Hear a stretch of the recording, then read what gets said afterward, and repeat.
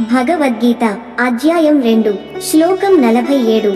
శ్లోకం కర్మణ్యేవాధికారస్తే మా ఫలేషు కదాచన మా కర్మఫలహేతుర్భూః మా తే సంగోస్త్వ కర్మణి.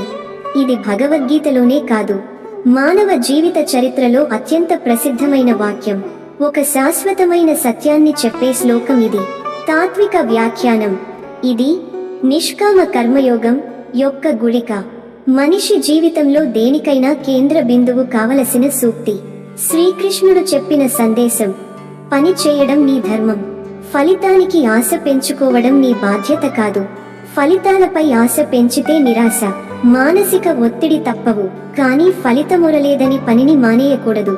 ఈ శ్లోకం మనకు ఒక ప్రశ్న వేస్తుంది: మీరు చేస్తున్న పనికి మనసుపూర్వకత ఉందా, లేదా ఫలితం కోసం మాత్రమే చేస్తున్నారా? ఉదాహరణగా, ఒక తోటమాలి మొక్కలు నాటతాడు. ఆ మొక్క ఫలాలివ్వాలన్న ఆశ ఉండవచ్చు, కానీ వర్షం వస్తుందా, తడి పెరుగుతుందా అన్నది ఆయన చేతిలో కాదు. అయినప్పటికీ ఆయన పని చేయడమే ఆయన ధర్మం. అలాగే మనది.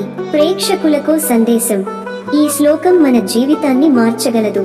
పనిలో శ్రద్ధ పెరుగుతుంది, ఫలితాల విషయంలో ఉదాసీనత కలుగుతుంది, మనసు నిలకడగా ఉంటుంది, ప్రతిదినం ఒక యజ్ఞంలా మారుతుంది.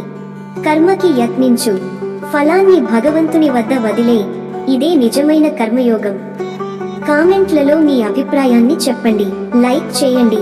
ఈ తాత్విక సందేశాన్ని మీ మిత్రులతో షేర్ చేసుకోండి. తదుపరి శ్లోకానికి ఛానల్ సబ్స్క్రైబ్ చేయండి. ధన్యవాదములు. జై శ్రీకృష్ణ.